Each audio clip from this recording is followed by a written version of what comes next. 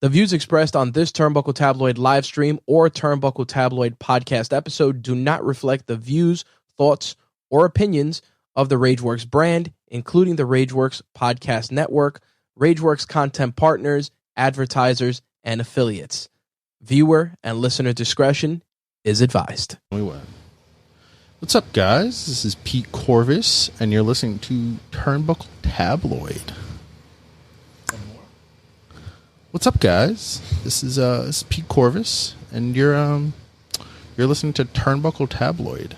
5, 4, 3, 2, 1, 0. All engine running. Liftoff.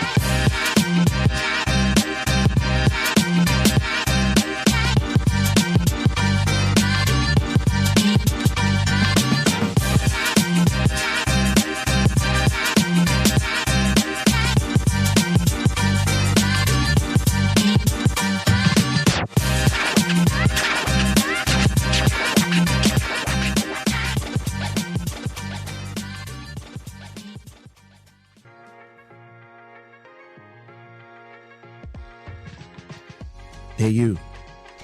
Yeah, you, the listener. In case you haven't heard, because I've been basically saying it for the past few weeks, we just started a new network. Yeah, New York Wrestle Media. It's a whole virtual experience visually for all those connected in the world of wrestling, pop culture, live stream video games. Oh, it's happening. And it's not only me doing it. Yeah. Got a few cohorts who jumped in the mix. Covering subject matters as history, indie wrestling, news of the day, pop culture, and like I mentioned, video games. I know, me too. I'm excited. Make sure you check us out on YouTube, Twitch, and on TikTok for New York Wrestle Media.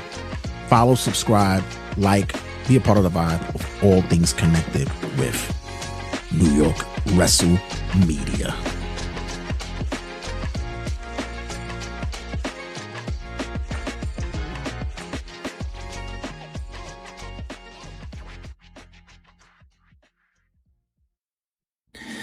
What's good, y'all? It's Mark Baze. That's MARC-BAZE.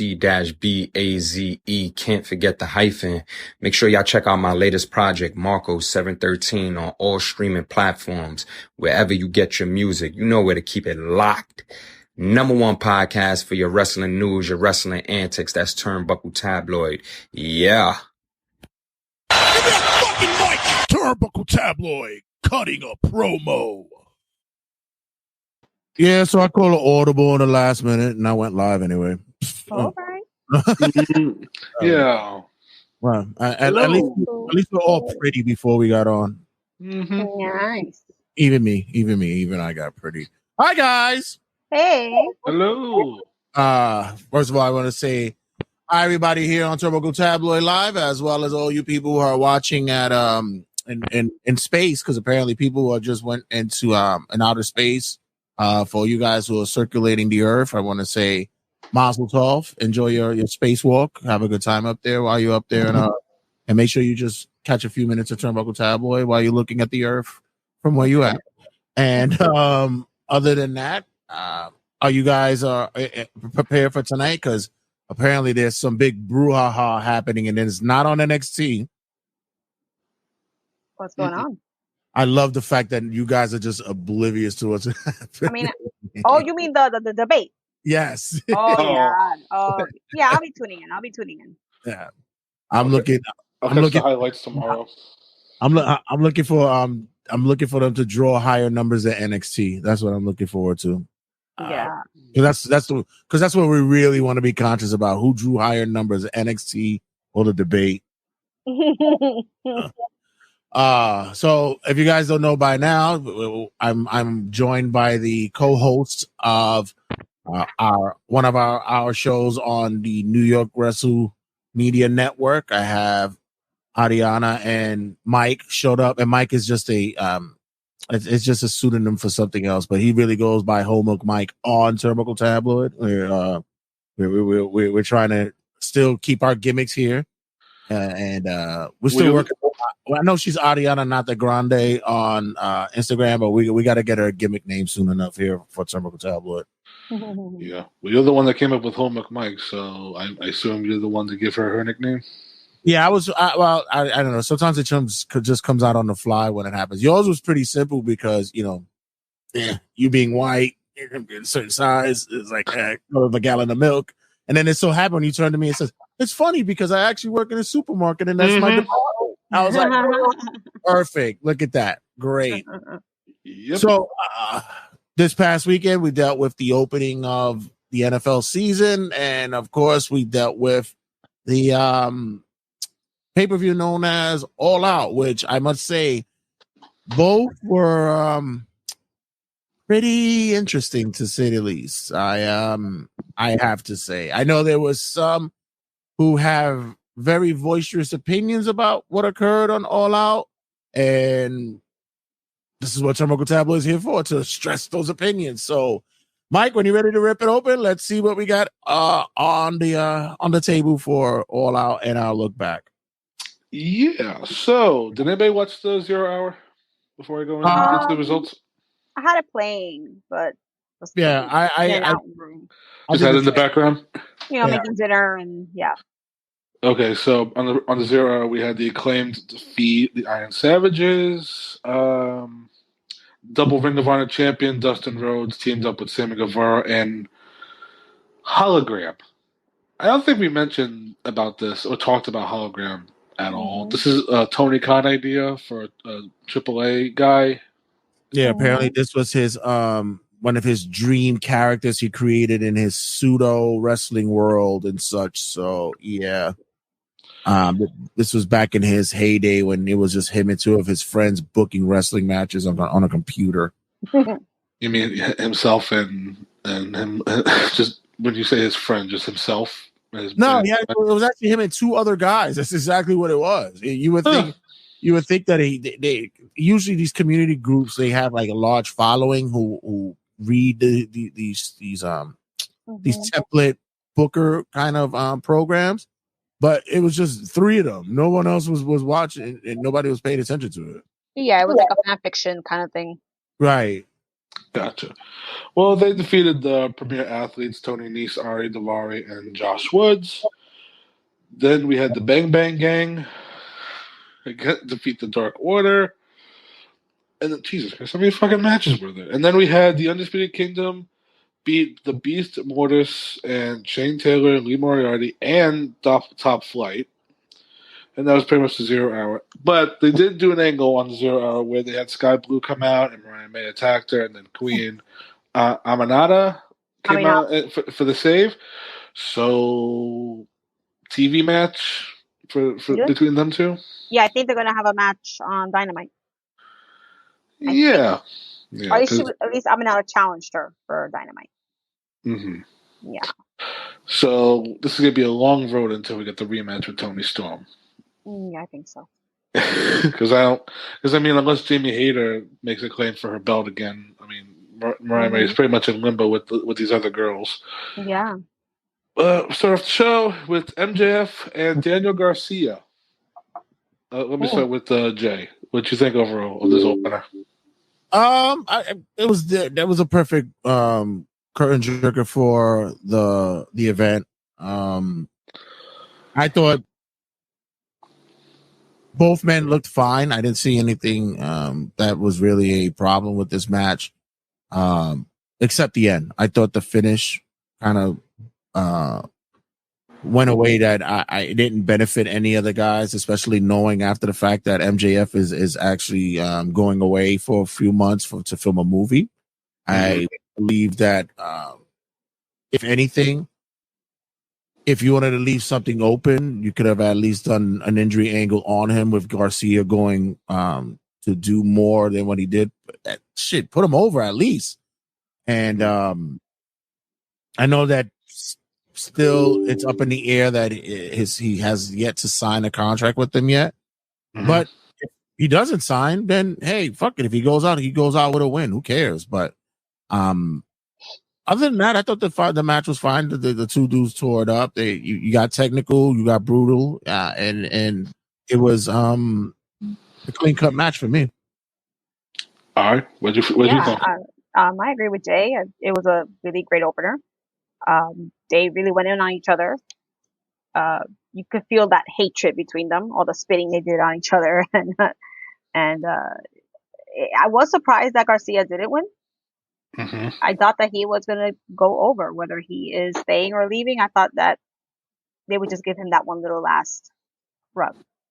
So I mean, we don't know if he pops up on Dynamite. The way he went out through the crowd kind of makes you wonder, like, is he staying? Is he going? Is this his last hurrah by beating the hell out of MJF the way he did? Choked them out. I guess we'll see. Because there's some conflicting reports where he has not re-signed, but I mean, I get it from AEW standpoint where if the dude is not re-signed long term, don't have him go over your top star. I guess that's the mentality. Because, but that's also too is like now that we know that he's taking time off, Grand Slam's right around the corner, and you would think they want to sell more tickets by promoting MJF on the show because he gets the biggest reactions once they come over here. Yeah. But yeah, but I mean, like I said, the match was fine, and then the finish, like Jay mentioned, very, very it was the low blow, right? That just did him in, and that was it. Mm-hmm. Yeah, it was just a quick little went to do the handshake. MJF, of course, doing his dastardly deed stuff. Went for the kick, but Garcia caught the leg. He was up on it quick. I have to say though, like this is the kid that I wanted to see for a while. I wanted to see Red Death come out for some time now. We didn't see any of the hip shaking, head like crotch banging kind of. We didn't see this, right? So this was the most serious Danny Garcia we've seen in a while. Right. I think this was the first time where it's still hard for me to watch him because he still has that Jericho stench on him. So it's like because he was in that group for too long, but now he's doing his own thing. I think with this feud, if he does stay, it's definitely he's still one of Tony Khan's pet projects. It's like him and Wheeler Yuta that he wants to be his next two top stars. Yeah, this is the reason why I said that he needed the win here. He needs to get that away, get that Jericho, faction kind of thing. If he's gonna go independent, let him be on his own and let him be a badass that we would see in the indie scene that we saw. Welcome, ladies and gentlemen. Hello. I'm assuming the lady's me, right? I guess not. All right. So, Lady J. Lady J. Lady J. Ooh. So yeah, I pretty much figured that that should have been the finish, but we get an exiting MJF, and now we see what happens from Garcia to here. We'll find out soon enough. And you know what the funny thing was? The middle row pile driver would not be the most crazy spot on this show, as we'll get into. No, not at all. This was like a sign of things to come. Right. Yes. Next up, okay, I don't think we really need to go too much into this, but the Young Bucks beat Claudio Castagnoli and Wheeler Yuta. This was pretty much a normal tag match that they could have been done on television. This was like the second time the Bucks have defended it, and like 2 weeks ago in All In. Meanwhile, they won the belts back in April. Right. So this was like the second defense in 4 months. So I don't know. That's really stood out. Claudio did the 20 rotations with the spins, and got a crotch ball shots. Another theme on this show. Yeah, a lot of dirty play. Yeah. And not for nothing, this is, and not to mention for Claudio and Wheeler, this would be not the last time we see them on this show as well. But Jay, any thoughts about this tag match? Yeah, watching this match made me realize that I know a lot of people talk about other talents who go to other promotions, flying from one to another, and they go, "Wow, what are they doing with this one? What are they doing with that one? Waste of talent, this and this and that." This made me realize what a wasted talent Claudio is. Like, I mean, granted, regardless of what title he may be holding at the moment, or didn't, or isn't holding at the moment. It just seems to me that I would have had him so much higher on the card as a singles for so long that now that it just feels as though that he's just gonna be treading water where he's at right now. And I think it is just hopefully what we see what happens later on down the line, all right? But they teased us weeks ago with the Claudio Kazuchika Okada match, right? You would think, oh, now it's time for the singles push, but now I mean, when people had predictions for him going to AEW, it's like, oh, world champion. Tony Khan said, Ring of Honor world champion 2 times. Right. I mean, like, let me put a cigar out on that shit. All right, fuck it, we're not doing that. I mean, it's also hard to say what he'd be doing in WWE right now. So it's really, you really can't say he's been wasted so far or like being misused. I don't know. He's not wasted so far. How long has he been there, dude? Like, no, I mean, like, he's been there like what, 2 years now? Please, I think 2 years now. Even all right, it to me, it's just, hey, this guy comes from WWE. Put him with them. Let's put them over here. Let's put him over here with them, and then you just leave him in a clusterfuck of just obscurity. And I'm like, okay, well, we'll wait to see if he turns out to be, I don't know, the TNT champ for a couple of weeks and loses it on Rampage or some shit. Oh, we'll get into what they did later on the show. But next up, let's be on agreement on this one. Match of the night: Will Ospreay and Pac international title. We could go. It's hard, we really can't go spot for spot. They pretty much did everything under the fucking sun. Poison Ranas off the top, hidden blades, like where Pac just like spins like out of control. I mean, these two pretty much did. This was the prototypical video game match in real life. Mm-hmm. Yeah, I personally don't think it was a match of the night, but it was up there.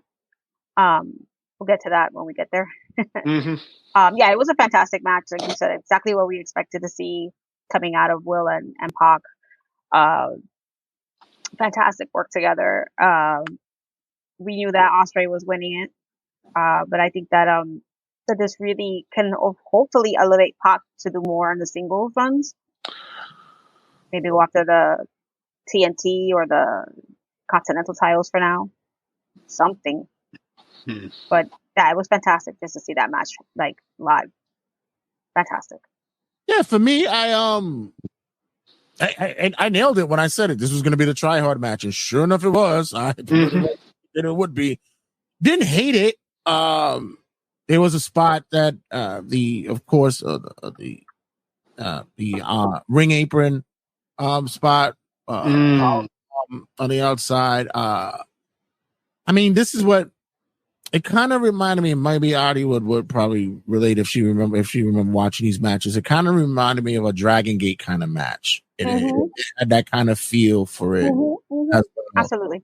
Not a bad reference, but in an AEW setting, especially now, I think it was just like one of those like, yeah, it was a little bit too try hardish for me.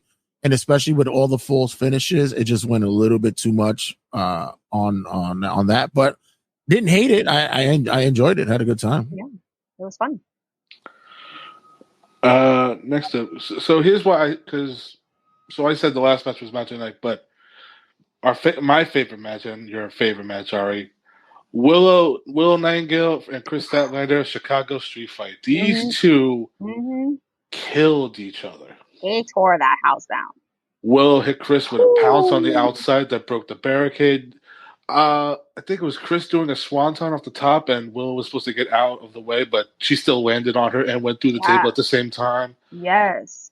Chris hit her with the trash can on the stage, and then Willow just pulls out a light tube out of nowhere. Oh my god, yeah. When's the last time you've seen a light tube on like a major promotion? Let alone with the women. Let alone with the women, yeah. I mean, that was fun. I mean, I feel like we've seen the light tubes before. I think it's been a while though. Yeah.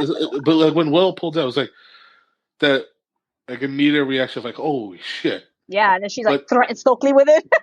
But then that wasn't even the craziest part of the match, where Chris, I believe she was going for like the Booker T like scissor kick. She goes for it. She does the splits onto On a thumbtacks. thumbtacks. Oh, I felt that. And then, it didn't hit her hoo-ha or anything, but the inner thigh. Oh my, that's such a sensitive area. And that was genuine screaming out of her. I mean, the only thing that was missing was like the Shelly Martinez moment where she was screaming, "My vag, my vag." Yeah. But That was, I was wondering how much time it was going to take for somebody to remove the tacks out of her cooter. but she had those two right in the crease of her butt cheek and her thigh. Oh, I know those hurt. No, well, that and the one thing that put me. Well, first of all, I like to say thanks for using the light tube on the stage area so that nobody else could get hit with shrapnel Yes, from the crowd. Oh yeah, because he did that with Darby doing that, and the fans complaining in the With front the row that the guy hit with the light tubes. Okay, so it's been a while, but you gotta be safe with that at least. yeah, more of that chemistry with their matches, please. I mean, Willow and Chris, they both came up through the same school, and they knew what the hell to do, and they overall they put on an excellent brawl, and Chris got the win. Yeah.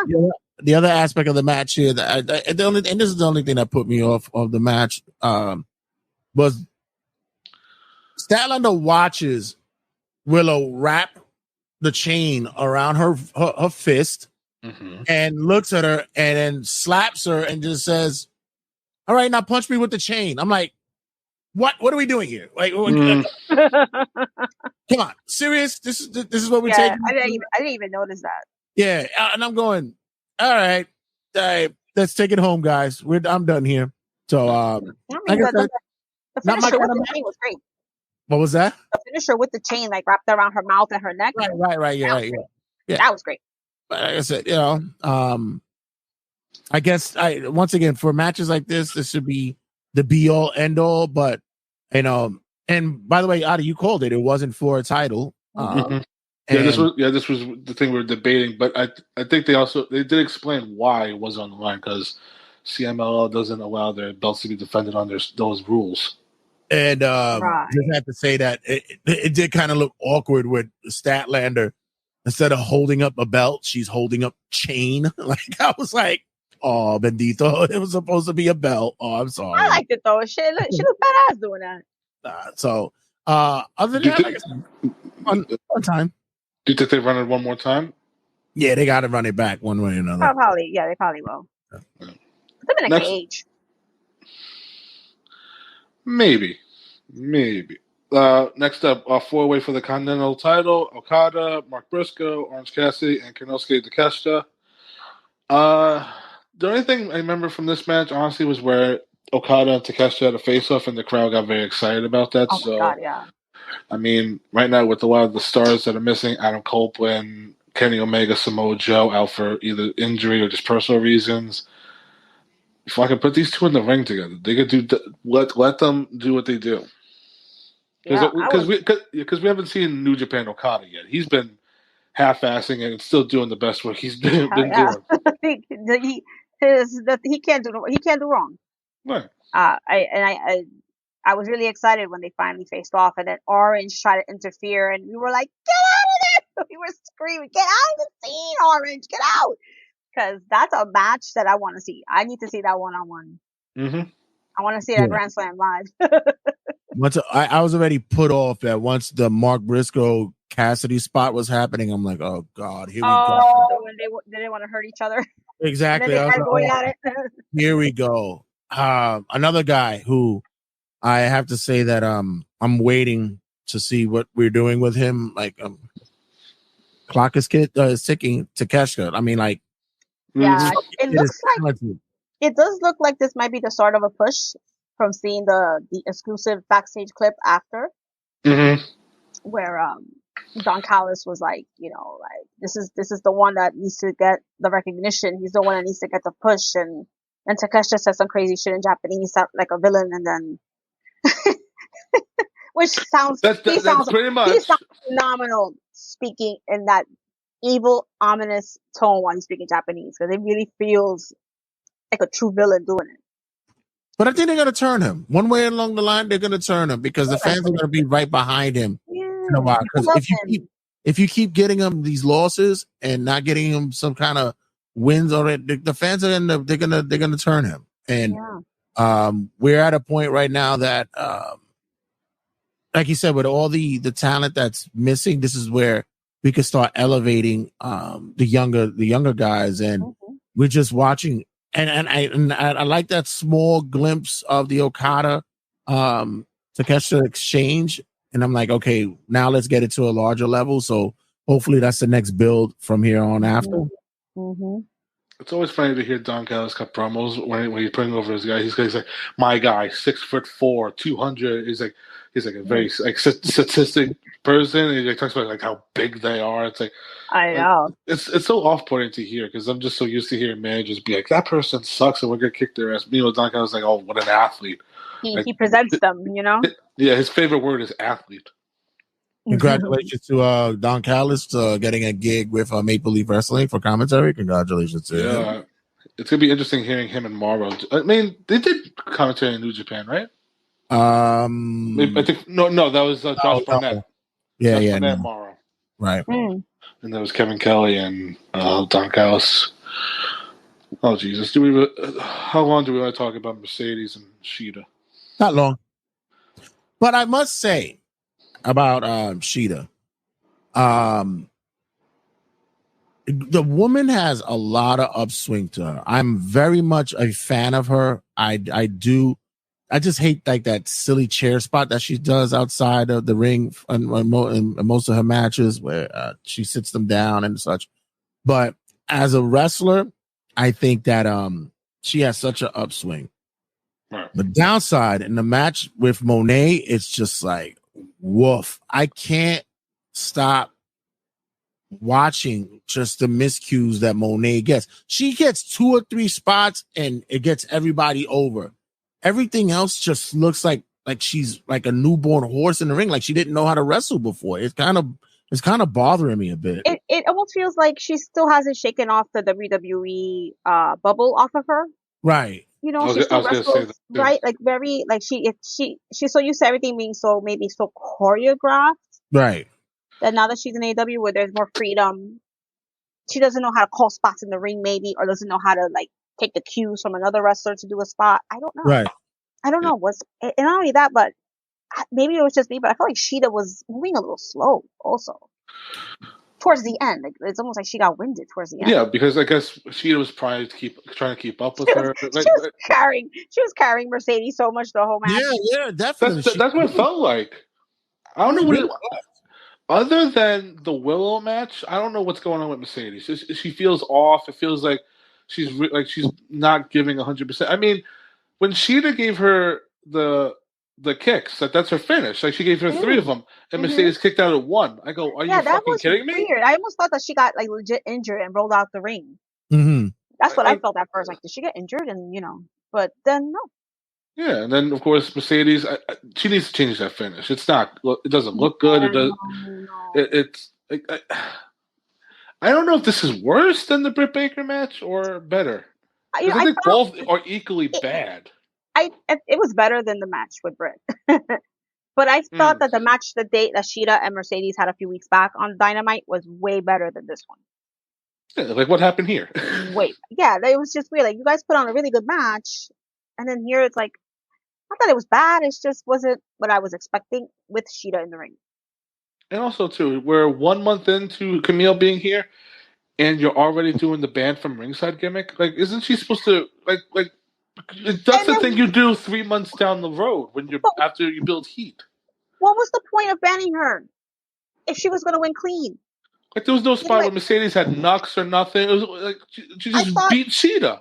I just thought that maybe like some other person would come out, another muscle person for her would come out because Camille's banned, but not this person because no one's expecting this person to come out, and no one came out.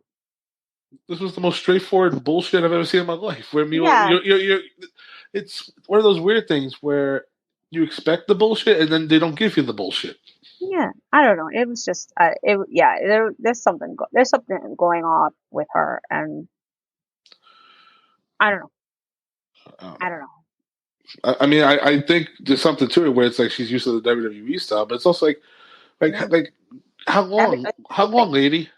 How long I you know. I think mean, this? I understand. Like, okay, she wrestled what 2 or 3 matches before she got injured in Japan, Mhm. and then she had all that time off. But it's like, okay, now you're here. Like, let's see you start like picking up their style.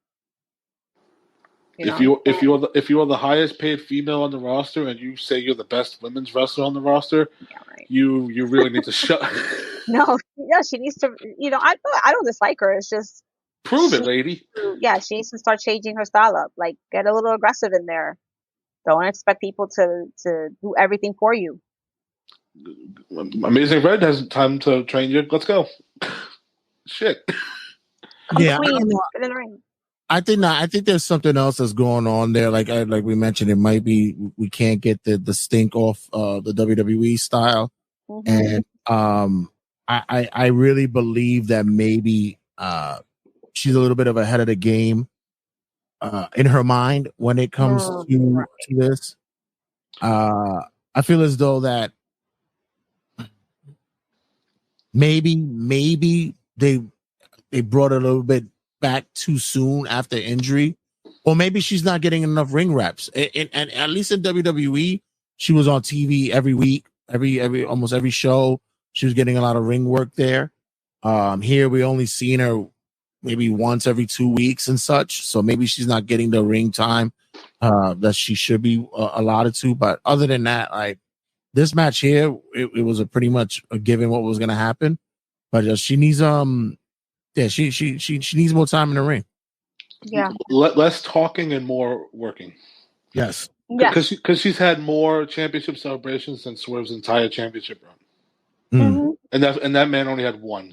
Mercedes had like 5. Ridiculous. Which, by the way, I wanted to go back to just thought about the whole Ospreay match and such. I think we saw around this time where we had the exchange with Ospreay and Ricochet in the back, and I'm like, and I know everybody was like, "Yo, that's right. Let's get Ricochet. Let's go. Open mic. Let's get him. Cut the promos, baby. Yeah, let him rip. Let him go." And it was flat like a pancake. He got the curse, though. Watch your back, Will. Wow. Oh, we got to use bad words on TV. I know. I love the way he said, yeah, you talking shit. And I'm like, oh, shit. And then it was like, come on, man. Go a little more. I totally see them giving these two the tag belts to just build up their feud. Make them the tag champions and then have Ricochet be like, I want your belt, though. Yeah, I swear, I just heard him say something. And then after Ospreay walked away, he was like, I'm going to see you, champ. And I just looked at the TV and was like,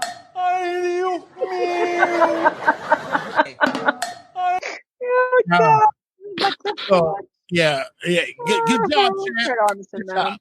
So, yeah. So, for the people wanting Ricochet to have the mic, just calm down on that for a little bit. Yeah. Let him. He's another one that has to get rid of that AEW WWE stink also. Yeah, but on what? Ring wise? Or lack of promo wise? I mean, they never really let him talk like that in WWE. Right. Until his final weeks, where he was like, Dragunov, I'm gonna kick your ass. It was like, then you get put through a car and you're done. Right. He needs to like warm up to having the mic in front of him. Right. Next up, Bryan Danielson, Jack Perry, AEW World Title. I mean, as far as Jack Perry getting heat, it was pretty much subdued. It wasn't as crazy as I think a lot of people expected. Yeah, it was a big pomp and for circumstance, especially with the intro coming in with the black accessorized bus that you would take well out to her clinic appointment with. The ice cream bus. Yeah. and then they had the giant goat head. And you had the armed guards with his butt buddies walking behind him and such. And it's like, okay, we get it. Good job. Yeah. But how long is he like? If you're gonna make him a heel, make him a heel. But how long are you gonna keep just? The only heat he has is the fact that he pretty much had CM Punk get fired. That's all his heat. People are past it already. Right. I mean, people we're already like a year over it, and people are still like Jack Perry's still. I don't know. Eventually, you're gonna have to do something to get heat.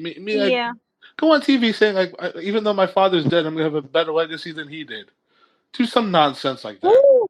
Well, I think right now, the fan base is already done with the whole CM Punk shit. They want to move away. They're like, all right, it's fine. We get it. Blah blah blah. Yeah, I think so. But for this match, I swear to you, I tuned the fuck out during the match. To me, I swear, because it came to two folds for you. Number one, I knew he wasn't gonna win, and number two, but Daniel, he really is becoming copy and paste Danielson for me towards the end of his run. It's not him. It's because we've seen and known him for so many years. There's like nothing new for me to see with him anymore. And it's almost like I can call the match now. It's like I'm in the ring and I could call the match now. And maybe, maybe chalk it up to because of injury. He can't do as much as he used to. Chalk it up to the fact that, we're winding down and maybe to what was going to be the buildup. But at the end of the day, it's like, I get it. We're seeing the last of the great. Yeah, definitely. You know what the funny thing about this is that this is probably Jack Perry's best outing in the ring so far. Oh, absolutely. Of course, he's in the ring with Danielson, but like Jack Perry was still bumping his ass off. I mean, he pretty much went across the ring when he took the running knee, and then twice. And then I don't know how you guys feel about this, but when he put his arms, he didn't block it. He just, in defiance, put his middle fingers up. It's like, I don't know. It's like it was very reminiscent to Raven, when he put his arms out at the end. Like, come on, like this. Like, it was very reminiscent to Raven. So I'm wondering if he's trying to channel a little Raven in his style, that dark, gloomy, gives no shit about nobody but himself kind of like. I guess. I mean, he's still lost. It's like. Oh yeah, who expected him to? I just looked at that. I was like, you give up? But no, it's more like he took it he took it like a man at the end. Like, yeah, come at me, hit me. Kind of like with the chair shot. Like he was like, go ahead, do it, hit me with a chair. Like, he doesn't care. Yeah. He's trying to be a tough guy. Well, then Danielson wins, and then it's time for the big angle of the night, where the BCC come out. And wait! You jumped first. Yeah. Kill Switch came out first. Oh, you're right. Okay, so there was that little. So Killswitch gave him the choke slam, and then Christian Cage came out with Mother Wayne and Nick Wayne. Yeah. And then John Moxley came out of nowhere, blocked his pass, and then. Yeah, right there, I was getting scared at that moment. I'm like, oh, he's gonna do something to Brian. Oh my god. So then, because remember, Christian has his Money in the Bank contract that he can cash in for any time he wants. So they run off, and then Moxley. I was about to mention, Moxley strangely gave Danielson a long ass hug, which is a weird thing for Moxley to do. And the kiss of death. Well, but even before that, it hit me later when after Killswitch came in, and I'm going, oh shit, I forgot Jurassic Express. Cool. Yeah. Yeah. Oh yeah, they did have a little face off. Callback to that, a little callback there, and then Harry was scared. Once the standoff happened and Pac was just standing there, and I'm like, wow, he just looks so weird with them. I'm like, he looked because all three, because Yuta, Moxley, and Claudio were like in clothes, and Pac was still in his gear. Yeah, it's like, and I'm gonna date myself. It's like you see all the Transformers lined up, and then a GoBot stands right next to them. I transform too, and I'm like, go back in the closet, Pac. Okay, so we had Mox hug and then Claudio hug, and then Claudio hits the uppercut on Brian, and Brian just falls on his ass, and it was funny at first because Brian looks at him like, "The fuck are you doing?" I know, he was like, "What?" Like his whole world shattered around him. And then we see Moxie behind, like fiddling with something, and then he puts a plastic bag over Brian Danielson's face, trying to kill him on pay-per-view. Yuta, remember Pac like hugging Yuta, and he's like, "It's okay." Yeah, Yuta. Yuta didn't know what this was going to happen, so he's like, saying, "No, don't." I thought it was going to be something more like seductive happening because everybody's dressed and Pac is still in his drawers, and I'm like, this is kind of weird, dude. Like the way he's grabbing him, hugging him, and he's Right, and they weren't being aggressive with Yuta. They weren't like attacking. They were just like, it's okay, it's okay. Like, you could see like the whole Let it time. happen. The audio was like, it's okay, it's okay. It had to happen. Like, oh my god. And then I mentioned when we talked about the house burning, where like WWE fans would be like, "This is fucked up," or "You're fucked up," and they chanted, "This is arson." They chanted, "This is murder." This is murder. All right, so two things took me off of this, and it's not even the bad thing. I saw it before, so it happened years ago. I mean, years ago. This was a wrestling angle that didn't bother me. Number one, Brian no-sold that European uppercut. Come on. That was the funny part. He was like, he fell on his ass. He just gave him the look, like, "What are you doing?" Like, of all the things to give him, uppercut from Cesaro. Come on. Yeah, I was shocked with that too. You know that. I need to like rerun that again and see like, did he make full contact, or is it one of those where like he moved and like it caught? You know what I mean? Like it looked like a wrestling uppercut. It wasn't like a shoot uppercut looking. It was just like a normal looking move. Standard, Like of all the things to do, like you didn't like slap him or like headbutt him or like no. European uppercut. Yeah, a wrestling move. Yeah, that took me. I was like, really? You know? Okay, that's one. Number two, you put the bag over his head. Granted, everybody was appalled. We really couldn't take our finger and just pop a fucking hole in the mouth so he you could. Was doing it, though. That's what Brian was doing. He was struggling to do that. He was trying to open it. Right. Yeah, you didn't see that? Really? Like at one point he was struggling, but like Mox had it so tight on his face that he couldn't leverage himself to get it inside of his mouth. Maria, Maria, you're standing there. Cesaro, you're standing there. Somebody, you're standing there. I know everybody's like blocking security for coming in, whatever the case may be. That's why I said the no selling of the European uppercut didn't do it for me, because at least make it look like knock him the fuck out and then put the bag on him. We'll just kick him in the dick. He just looked like he was doing it. But at least he was selling. I do agree with Art. Like it looked like he was definitely trying like poke a hole in the bag. I mean, also too, Marino was knocking out referees and security. Barely. It didn't, like I said, it didn't look that well off. I mean, come on. Brian did eventually pop a hole. He did make a hole in the bag, and Moxley's still strangling him with the bag. He was still trying to strangling him. Yeah, like he didn't care. Even with the hole. Yoke his ass. That other than that, at least if you look at when Funk and Flair did it years ago, it was a little bit more like shock and awe. This one, I'm like, okay. I loved it. I listen. I wasn't not one of these who was cinema. I wasn't one of those and was like, oh, this is just outrageous. This is crazy. Why are they doing? I'm like, listen, children are watching. They got to do what they got to do, man. Right now, they got to pull in the audience, bro. They got to do what they got. Did you guys see the people put up a petition to get AEW banned because of this? Shut the fuck up, man. Don't like it, go watch it. That's it. Let people who like it watch it. What they should have done was pan to the crowd and get some shocking reactions from the audience. Didn't see any of that. Yeah, because I heard there was somebody had wrote that they were at the live show and that there was a woman behind them crying her eyes out when it was happening. Right. So get that little girl who hated when Miz cashed it. Get the shocked Brock Lesnar guy. Or Aubrey crying when Brian retired. Right. Get those moments. But Jay, that would have made us solidified it even more. And you know what? Kiss my ass with this whole due to the graphic nature of this content, we will not be re-airing this because of the fuck off. You're gonna fucking replay this shit 13. Word. I mean, WWE's done it. Remember, like WWE would show things and they'll cut it right before the impact of whatever happened. Right. But don't give it that fine. But don't give it a what you call it, a preemptive warning due to the graphic nature of what occurred. We will not be airing it. Oh, fuck off. You're gonna until you go to our Twitter and you can watch it as many times over and over again. But hold on, there's two things where I bring up, because one, like you said, because they're posting clips throughout the night and they put out the tweet saying due to the graphic nature, and then an hour later they put out screenshots, they put out pictures of what exactly happened, and then the other thing, Jay, if they did the whole pan to the crowd thing, there's gonna be a fan going, you're on camera.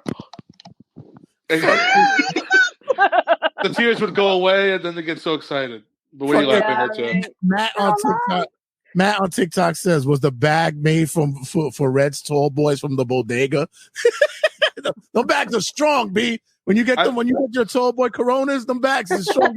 I will say the bag wasn't a shopping bag. That shit was like a very tight looking bag. Like saran wrap, man. Yeah.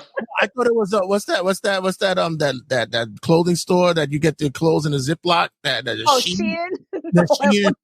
There's a Shein bag. That would have been funny though. Just hey Renee. One of Renee's Shein bags. Renee, I need to borrow a bag.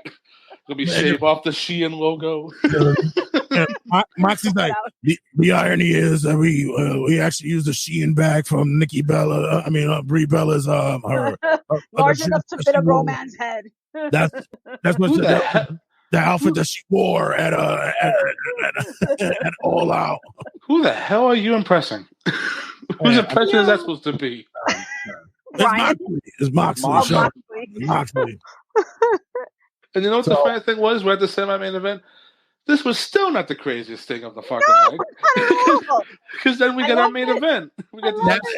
Now this is where I get offended. This is where the offense happens. So before you get to you being offended, it's Hangman Page and Swerve Strickland. So spots that I have stuck in my head.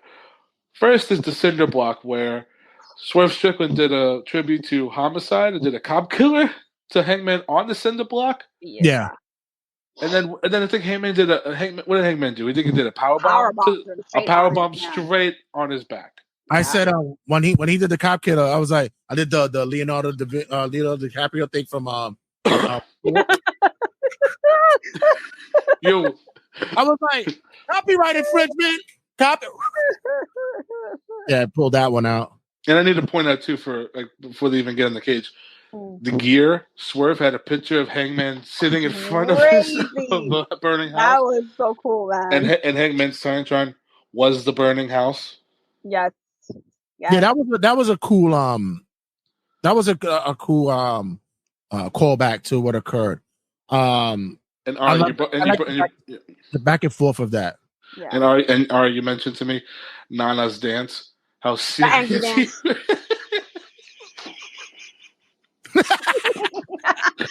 talking shit the whole time, and you gonna beat your ass. Sip of coffee. Yeah, the sip of coffee. I love Nana so much. Dig deeper, Swerve. Dig deeper, Swerve. No, but how funny was he when they were choking each other out in the beginning at the ringside where the cage was coming down? And you're like, oh my God, he's going to decapitate them. And he just shoves them both in. Like, enough. Right. Mm-hmm. Even Nana's had enough. Like, God, get in there. Yeah, I guess we're not up to the spot yet, Jay. No, I'm just saying, once the accoutrements come out, it's a steel cage match. And I'm going, of course, we got to get all the gimmicks in there. I get it. All right. Anything goes. All right. The Cinder Block. Yeah, okay. Wait. Wherever you pull that one out. All right, cool. Listen, it was either going to be the Cinder Block or Tax. Hold it like it was mad heavy. Or the staple gun. Like, put it in a wheelbarrow, bring it out. Like, they should have really sold that shit. Ari, thank you for reminding me of that. Hangman stapled Swerve's chest. The fucker started laughing and just started taking them out of his chest. And then he takes it and starts like he was shanking Hangman with it from behind. I was like, oh my God. How about the spot where Hangman tried to take out his grill? Oh, he did take it out. He did take the grill. Mm-hmm. Yeah, he did take it out. I saw somebody on Twitter go, is that his fucking retainer? And like, no, that was his grill. Retainer. He had the golden retainer. Okay. Yeah. Okay. People said that's the most dirtiest retainer I've ever seen in my life. Just a heads up, guys, in case you're not from the hood. This is. I know what a grill is, but I'm just saying somebody on Twitter said it looked like a fucking retainer. Somebody from Ohio. This is Brooklyn 101 here. There's two types of grills that you can have. There's ones that you do remove that you can take out and do, and there's the ones that the dentist actually bonds to your teeth. There's those. So that's what we're looking at here. Jay, it's funny you mentioned the dentist. Because then Hangman pulls out a syringe and pretty much numbs Swerve's cheek. I think the intention was to get the needle through his cheek, but it didn't go all the way through. Yeah, Matt writes in it. Matt writes the syringe had Kool-Aid in it. Hold on, Ari has a thought about. I don't know if you guys noticed. There was something in Swerve's cheek, like some kind of little, like a pad or something that they probably glued in his mouth so that when he put the syringe in it, it wouldn't penetrate his cheek. I had a better idea. Why don't you just not do it? Or not do it, because you can see Hangman like kind of like feeling his cheek like this, almost like he was trying to make sure that it didn't go through. Right. It was a weird spot. Use a prop syringe that they use in movies. It's easy. All it does is like the little rubber tip. Just whenever it goes in. That's it. That's what you have to do. That's probably what they did. But I think the intention was to get it. But I think the intention was for it to kind of go through his cheek. But I think that's not what it went through. No. Anyway, so he pretty much numbed his cheek. He numbed his cheek and then just threw a chair at his head as hard as he can. And the noise it made. Hey, at least it was getting.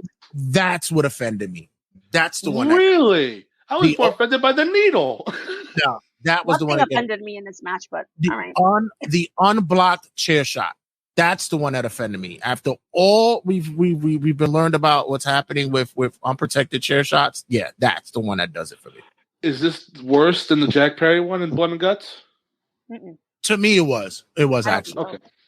To me, it was because Swerve could have put his hands up, but he could have put his hands up, but he just said no, hands down, throw it as hard as you can. Yeah. And mind you, for years in old school wrestling, chairs have been gimmicked. Yeah. There's a way to throw There's a way to throw chair shots, and it wasn't until progressively after we saw what was happening with the ECW era, going into later on into the Attitude Era and all that shit, where all the chair shots became more and more official looking, and we've learned that what happened from that. In this day and age, we should know better. But no, the worst one ever was fucking Cody and the chairman and Sean Spears. That was the worst. That was bad for me because I'm like, come on, y'all should know better. But this one here, I didn't think it was necessary. I really didn't. The syringe, I go, really? Okay. All right. Well, I mean, at the end of the day, the match was meant to make everyone feel uncomfortable because you're seeing two people who seemingly hate the shit out of each other just go at it. So like it wasn't meant for us to be like, oh my god, this is so great. It was, oh my god, these guys fucking hate each other. They'll do whatever it takes to like take them out. It brought that emotion out of people, that uncomfortable, like shit kind of, And that for me, that I took all the way through. I rode that wave all the way through. I was like, hey, listen, this is what's supposed to be what the blood match was supposed to be, like even more. I get it, but like I said, with what we know with the CTE and all that's been happening with concussion protocols and stuff, to take a chair shot like that was like just unnecessary. Other than that, the match was brutal. Brutal and then a typical blow off big rivalry. It was all right. You know what's funny is Nephew didn't think it was enough. He wanted more? He was underwhelmed with the match. Yeah, he felt underwhelmed. Yeah, he wanted a gun. He wanted somebody to get shot. That's what he was. What more did you? I mean, he was like the death match that they had in Texas Death Match was more. He felt more out of it than this one. He felt like they could have. Like, what more did you want them to do, though? He wanted the whole Bugs Bunny Daffy Duck war. He wanted the TNT to come out, and they wanted TNT. The Roadrunner Wile E. Coyote shenanigans. He wanted to put a grenade in his fucking mouth and blow it up. Like he wanted the whole shit. Right? Yeah. It was so funny watching the reaction because it was like people were like, oh, like that's it, and people were like, what did you want? Did you want them to do lucha spots or like fucking collar and double tie-ups? Like this was a blood feud.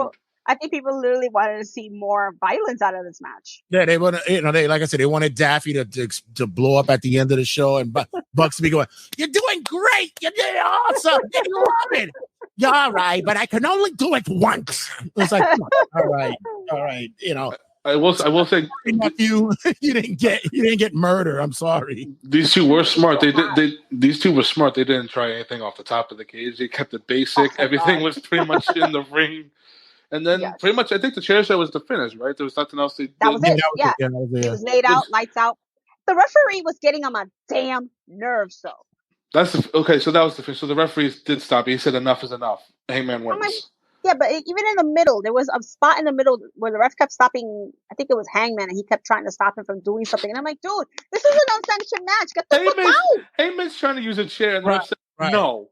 Right. Get the fuck out the ring. You can be at ringside observing, but get the fuck out the ring and let them go at it. That was so distracting to me. I get what you're saying, but it's also too the fact where it was implemented that if one can't keep going, the referee did have the discretion to say, okay, enough's enough. But he could have been outside watching through one of those holes that they had cut it. But meanwhile, it's like they already did the cop kill on the cinder blocks, and you're telling Hangman, don't use that chair, please. Right? Come on, enough's enough. Can you imagine the referees outside the gate like this? Oh, this is good. This is good. This is good. You saw that? Oh my god! Somebody tell TK he's a genius. Yeah, this is fantastic. So then Hangman leaves the cage, goes up the ramp. He's about to go through the babyface tunnel, but then he thinks twice. Before that, he was about to go back in and kill him again, but he was like, the old Hangman, the one with the good heart, said, "Stop it! Enough's enough." Yeah, somebody said it was like the ending of a horror movie, which pretty much that's what it was, and then they went up the air. That's what it was. I mean, with Hangman bleeding, just screaming, "No!" That's what I think they wanted All Out to feel like. Like All In was the feel good show. Dynasty won, Osprey won, but this was the gritty, like. Nah, somebody will die on this show. Like this is the gritty show, and I like that major contrast between all shows. So here's my context of what I believe is happening here. Okay. Mm-hmm. I like the comparison to that. The good show, bad show. Fine. Get it. Especially in Chicago, hot town, hot wrestling crowd. This is what you get. Mm-hmm. I get that. Also, they're up in the air, getting in negotiations on network wise. In my opinion, you basically just got your loyalists. This is not going to attract anybody else. I'm sorry. You're gonna stay with your core audience. This is what you got. Yeah. And nothing wrong with that. And that's what they're gonna ride with, and that's what they're gonna have. Which is, hey, like you said, there's nothing wrong with it. That's what it is. TNA's had that for 20 years now. If you were gonna sit there and try to bring new people to watch this is gonna be off-putting, especially in this day's climate. This is not what it was 20, 30 years ago. This is a different climate now. But there are a lot of people who wish that we still had the Attitude Era style of wrestling, and they've been put 50 and 60 years old. But they're put off, whatever, who cares? But they're put off by what WWE has been presenting the last few years because it's too soft for them. Yeah, because we need to see somebody get their choppy their pee off. That's what we need to see. Or a man having sex with a dead mannequin in a coffin. Right. I mean, listen, we don't want to see that crap. But that's the funny thing too, that a lot of people are like, oh, we want Attitude Era back, but when something is kind of similar to that presented, they start crying. Clutching their pearls. Or they go, it's too much. Oh, God. I want all you guys. All you guys who want the Attitude Era, I want you guys to lean into the camera. Bring your phones closer to your face, or if you're watching, I got something to tell you. Come here. Come here. I'm backing up because I don't want it back. Between you and I, the Attitude Era was shit. It really wasn't that good. The only thing that ever really saved that was some really good Stone Cold shit. Everything else, story-wise, shock value. That's it. Crazy shit. If it wasn't in the main event, it was definitely the worst. It was the worst most watered down ECW show you would ever fucking see. It was garbage. So true. Because if you really want something hardcore, then you want something like ECW. You could get that from GCW. Yeah, you could. Honestly, if you wanted to see that, you could have waited till like 12 midnight on a Saturday, and you could have watched it on Channel 31. ECW would have gave you all of that. Mm-hmm. Me and Ariana will definitely cover the Attitude Era on an episode of History and Headlocks. Definitely. We definitely are. Yeah. But since you're leading up to that, you might as well do a promo for your show and let everybody know where they can get you guys at. Well, but before we do that, I wanted to mention that because you brought up the fact that they pretty much have the diehards at this point. If you were to show a new fan AEW, you pretty much show them All In. You don't show them All Out. But you know what's funny? You mentioned that there's this young man on YouTube who is a brand new wrestling fan. He's only been watching wrestling for like a year and a half, period. So he started off with WWE, and he enjoys his WWE. Him and his fiance watch it together. And then just maybe in the last month or so, they started watching AEW because people were like, "Oh, you should check out AEW if you want to, get a full scope of professional wrestling." And he is slowly but surely falling in love with AEW. And the wife isn't. No, she loves it. She's like, Will Ospreay's our man. And he's like, he hasn't watched their TV that much, but he watched Double or Nothing, All In, and All Out. So the 3 pay-per-views he's watched, and he's been impressed with everything he sees. So Right. like, what I'm gonna do is he's been watching the TV shows, and he was trying to wait like a full month of TV before he did a review, but then he watched All Out, and he was like, I have to review this. Yeah, and what usually happens to that, and which is they get that core there down the line. Which they'll continue to do, which they've been doing for the longest, it becomes desensitized, and then they go, okay, all right, next, what else is there? But that's the hope that you want. Yeah. But what I believe is, if you wanted to keep with the new audience type, show the athleticism, show the compelling outside storytelling that's not Disney. I get that. I'm fine with that. And the other thing that you're doing is having these matches on pay-per-views, and we're getting dog shit on every other show. So we'll see. But like I said, guys, thanks for popping in. Hey, you guys Adi, you did your first live one. This is your first live, right? I think. Oh, wow. Is it my first live? I think this is your first live. Yeah. No, Yeah. it's your second. She did the SummerSlam review with you live. That's right. The SummerSlam your SummerSlam was live. a few weeks ago. Oh, was that was live? it? Was that live? Yeah, I think it was. Because you made fun of me on live, and I responded to you guys. Oh, that's right. Yeah, you're right. So, your second live. There you go. Your second live. Yeah, So, I like this. Guys, where they can find you guys, and what we have upcoming for our next episode of History and Headlocks. New York Wrestling Media on YouTube. Subscribe and tap the bell for notifications. And episode 4 is going to be a very funny episode where we take a deep dive look at when wrestlers have a product they have to sell us on, or a pay-per-view, and definitely very obscure commercials. I mean, to name some off, like, remember Sting battling a little boy over a can of Sprite. First can of Sprite. And remember Royal Rumble 2005, where they parroting with Jersey Boys? West Side Story. Right. So we're definitely going to do a reaction episode on that. Yeah. It's going to be a lot of fun. Yeah. I don't know if Mike, you got to watch some of the stuff I sent you yet. I can't wait. There's some real doozy ones from Japan that are like, so I can't even imagine. Any the Butcher commercials, I'm with it, because wow, those are ones all over the top. It's so funny, and like, you don't expect these wrestlers to be in these situations in the commercials. And the Butcher, for anybody who's watching on the YouTubers and was watching on TikTok, thank you guys for partaking for today's our live episode. It was a last minute decision, but got a lot of looks from the TikToks and the YouTubes as well. Thanks for you guys for checking in. Make sure you check us out on all the social media outlets, on the like and group pages on Facebook, as well as on Instagram at Turnbuckle Tab, as well as on the TikToks, as you guys are watching here. Subscribe and like on the YouTube page, as well as on Twitch. And make sure you check us out on New York Wrestle Media, the network. Got big things going on there. Not only we have History and Headlocks just released another episode of the Third Announcers Table. Those dudes were off the chain this past week. I mean, ridiculous. Great episode. And also, I'm starting the game. I'm video gaming, so I'm doing some stuff over there. Press save with Santy. Make sure you check us out there. And another episode of Collar the Pinfall will be coming out this week. And also, big shout out to our boy Ray Sanchez, who came in this week, did another episode with me of We Didn't Buy a Ticket. That is another banger. Oh, Jesus Christ. We got to do that as well. You guys got to come in for that as well. Yeah, absolutely. I'm all for it. Shout out to Ray as well. He got to interview Sammy Callahan this past week on his man. On his end. Oh, that's great. 300th episode. Shout out to him for that, man. Big things going over there. And as always, guys, thank you for partaking. And we're out of here. Oh, who's this? And Bananas, those 2-3 apps. 3 at the Third Announcer Table. Oh. Yeah, guys. Yeah, they're funny. As always, I got to hit the outro because Mark never knows when the show ends. So, talk to you guys. He doesn't care. Hi, this is Ariana Natagrande, and you are watching Turnbuckle Tabloid. It's Wrestling Rundown with Jay Santy.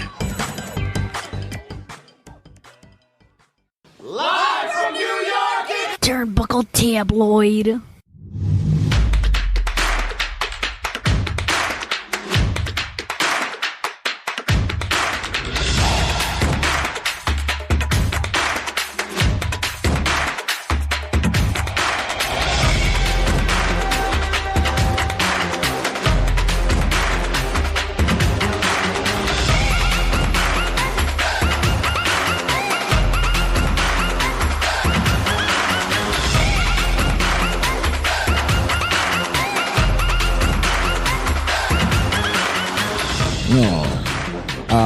Yeah, I kind of worry about you because isn't it about to get like an allergy season soon? Like, are we gonna, with the changing in the weather and such, doesn't that take a toll on you? That is true, but it's a slight thing that it's a good thing that AJ isn't around to make me sneeze a lot anymore or make me puffy eyed anymore. Yeah, just bring up the fact that my dog is dead and like we don't miss him and such. R.I.P. AJ. Yeah, let's just put it to that. What's going on your end, sir? And just let everybody know what's been happening with the episode that's just released.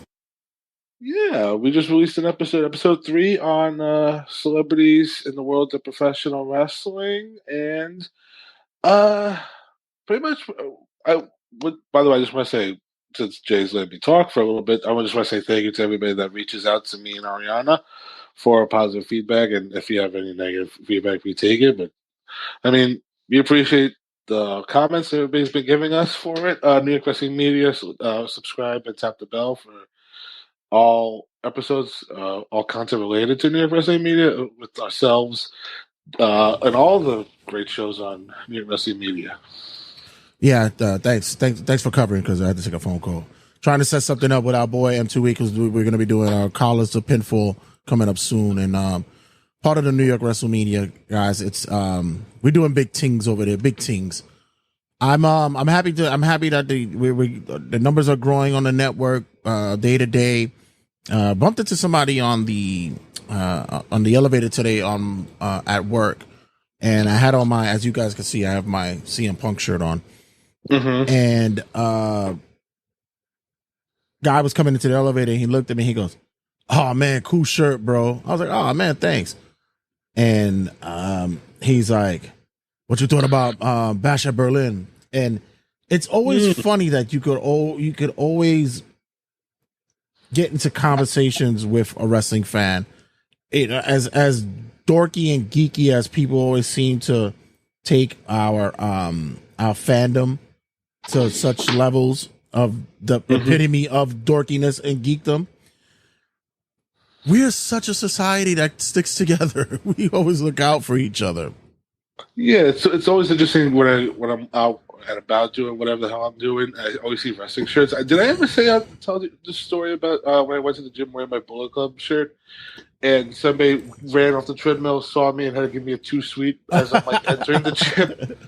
Yeah, that actually happened to me, and I was like, I'm never wearing my Bullet Club T-shirt out in public again. I don't blame you. I feel the same way. I do not blame you. I would have been the same way. But other than that, I am the Noah McDonald of this segment, and this is the Wrestling Rundowns weekend update.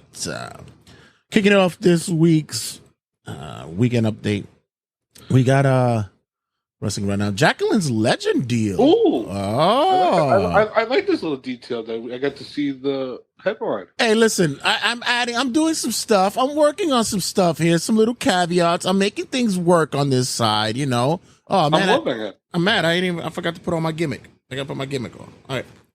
There we go. Gimmick's on. That's what was missing. Yeah, the gimmick wasn't on. Okay, so Jacqueline's Legend deal. Apparently, Jacqueline, the busty, robust chocolate sensation, has received a Legends deal. She is the first African-American woman to get a Legends deal. Your thoughts? Are you serious? Yeah. Think of anybody else. Who else do you think Most African American woman that's had a Legends deal. Sharmell? No. Really? Nope. Sharmell never gotten one. Interesting. I mean, you know what? Good for Jack. But I mean, not for nothing. This usually Legends deal means video game spot, action figures, or like that type of stuff, right? Right. Yeah. So pretty much we're gonna see her in the next video game. And you know what? I think when somebody when the news broke, they replayed the old her and the Attitude Era in the bikini contest with doing the dancing. So yes. I mean that's pretty much what she did to the bank. So lovely woman. I swear. I meta-rated, do you think? What was that? Do you think is she underrated? She was a work, and the boys loved her because she played no games. Even I believe she came out from like the Texas Mid-South area, and she was treated like one of the boys. So, yeah, I believe that maybe during that time she wasn't utilized well, but whenever she was in a match, you could believe that she could kick somebody's ass. So I'm good with it. I think I read Hardcore Holly's book that he referred to her as the Black Steve Blackman of the women's division. That's not bad. I like that. Because I mean, like you said, she was a badass, and you know what? She had the looks too. I mean, she did have two big helpers. Hands. She had two big hands. Yeah, she had two big hands. But lovely assets. Yeah, so congratulations to Jacqueline and her Legends deal. Next up. Oh, I forgot about that. It's gonna keep ringing. God damn it! What do you think? Let me make this. There we go. I'm back. And Triple H doesn't like black people. You fucking people are idiots. Well, yeah, you know. I still want to do a cutting a promo about that. I was still trying to get. I'm not the person to be kind of promo with that. Next up, AEW's network deal. Seems as though that Tony Khan has been giving some rumblings about possibly the deal is set. Looks as though that AEW and WBD, Warner Brothers Distribution, seems to have made himself a handshake deal at the time, and it seems as though that there's a possibility not only that the PLEs, the pay-per-views will not be PLEs, it will be on the Max streaming channel, but also they might be able to have a deal with Fox. It looks like once everything's finalized, they'll be able to debut a 1-hour show on Fox, and it looks like that show will be on FS1. Your thoughts? I can't wait for this to happen so the people that hated WWE on Fox can immediately go, oh, AEW on Fox is so much better. Like, here's my thing on the whole network thing. If it's a big deal, like the pay-per-views on HBO Max, that's a success. What I think might be another thing is I think they might lose one show and add another one. So Rampage I think Rampage might be the oddball out and they'll be gone. The Collision stays, and then the show on Fox, more than likely. Did they say what type of show it'd be on Fox? Like a talk Didn't show? say. Apparently, the name is already in effect. It's supposed to be AEW Shockwave. So, not sure where that's going to land. We've already got. They have shows on Wednesdays, have a show on Fridays, and on Saturdays. So where would a show like Shockwave land, especially if it's a 1-hour show? I mean, technically Thursday. Thursday's the only day that really they could it's also gonna do suck Tuesday. to be going up head to head against NFL football on Thursdays, and then once that happens, it's gonna suck because they're gonna be going head to head against the NBA on Thursdays. So then, more than likely, it would be Tuesday. They'd be just competing against NXT. Right. So, will they do the head to head on Tuesdays, or would they wait till 10 o'clock because NXT will be from 8 to 10? So, right. And you said it's an hour show? It's only rumored to be only an hour show. So maybe it might be a preview type show for Probably. Dynamite. Probably. That's a possibility. Would they go over the storylines? I mean, not for nothing. It'd be great to have a show that has the people talk about the storylines in AEW. That way, if you're a viewer, you could be like, okay, what am I supposed to expect tomorrow night on Dynamite? Here's your shockwave, like that type of thing. Yeah, I'm not. I wouldn't say that you're wrong. I kind of agree with that, and I think it actually works best for said company. I think with them, they need something of a recap or a preview kind of show.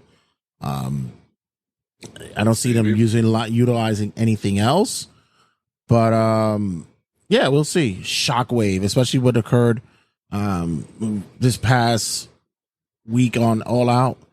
We definitely need a show that can cover the ins and outs of why individuals are putting plastic bags over people's heads and injecting other people's mouths with syringes. Oh, the horror! Right. Who gives a shit? Next up. It seems as though that Shayna Baszler signed a new deal with WWE. WWE seems to be locking and loading with getting their deals out there. Looks as though recently I heard Cedric Alexander has signed a deal, long-standing as well. Did they say how long these deals are for? I saw with Cedric's like 2 years, I think. They usually don't do 2 year deals. Usually, if it's not 3, it's either 3 to 5. So it's ever anything of that magnitude of 2 years. But I love your misspelling of Bezos' last name. Oh, that's me in a rush. That's okay. Baszler. Yeah, it's all right. Don't worry about it. Listen, I don't think she gives a shit. If anything, I mean, it's either your version or Eric Bischoff's version from the draft years ago. Blazer. At least mine's is close. So WWE seems to be handing out some new contracts. I mean, her, Oscar, Nikki Cross, Cedric. I mean, there's a lot of the undercard guys too. There's also too. Is it Kevin Owens' deal almost up at the end of the year? He's coming up too, but I also think that he's going to be one that he stays. I don't think he's going anywhere. So. Oh yeah. So, other than that, man, hey. Good for Shayna. I know a lot of people are upset because certain individuals don't get re-signed, but listen, it's just the way you play the game. That's just how it is, man. Yeah, everybody can't get what they want, and they got to spread their wings elsewhere. This shit happens. Next up, we got congratulations to Riddick Moss and Emma. They're gonna be parents. Oh, yay! A little Madcap or a little Emma. What was it that? What was it that she was called? The Emelina. Yeah. Oh my god! With the whole. Do you think that was a Vince move? Oh, absolutely. It was, right? Yeah. Oh, she did. I think she did. She did vignettes for like 2 months. Popped up on stage and said, "I hate this shit," and then came back as Emma the following week. Some nonsense. Is that what it is? Yeah. Oh, because I think somebody told Vince like this is not going to work. I forget the story, but I have to look back on her interviews where she definitely made a comment about it. Oh my god! Yeah, and then just to have her to like walk around and just be that. I mean, then they dropped her and then she came back. Yeah. I think about it too. She went from the whole dancing thing to that. Like, that was a complete like 180 from what the hell she was doing in NXT. Yeah, and to say the least, she's actually not a bad worker. So I'm Hey, listen, she found the love of her life there. So that's the best part about that. That's the most important thing, isn't it, in this business? Did you hear the Vince McMahon docuseries on Netflix? Oh, it's gonna be a doozy.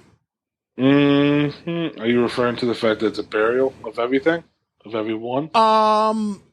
Yeah, pretty much. Looks as though that they're saying that they pulled no punches and are pretty much trying to eradicate the mystique that Vince McMahon was actually a really good guy, but did we really believe that in the beginning all the time? Come on, please. Did the man really have a heart? No. Yeah, I don't think any of us really sat here and believed that the man who pretty much enjoyed watching people get pushed into the pool, who cut individuals while on their wedding day.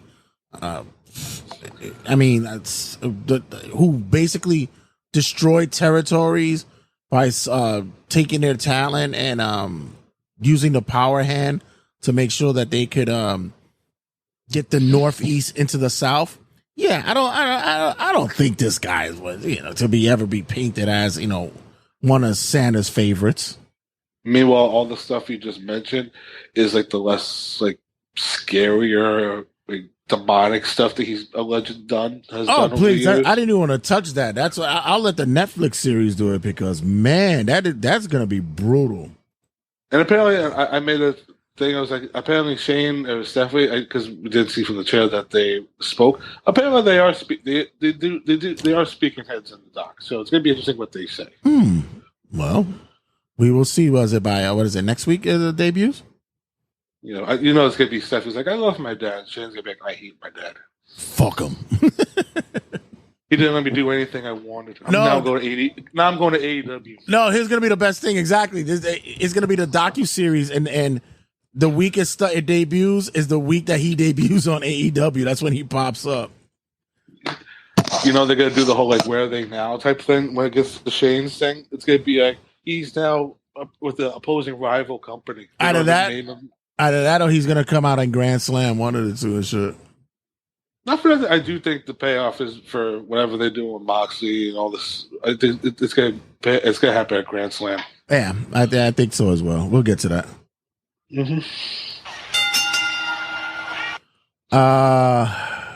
This whole Logan Paul, Kevin Nash thing. The hell? What did I miss? Have you been following along with this? So Kevin made a comment about how the fact that Logan makes $5 million. He made a comment saying like he makes $5 million and the fucker doesn't do house shows. And then Logan made a response saying, "Who the hell's Kevin Nash? I make more money than you ever did." Blah blah blah. It's pretty much like how much money you make in contests. Because I think Kevin Nash's argument is that if you're that talented or like if you're making that much money, you should be working more. Meanwhile, look at you. Look at your career. You should be talking. I love Kevin Nash, but he shouldn't be talking about working more. That fucker never worked a day in his life. More than he did.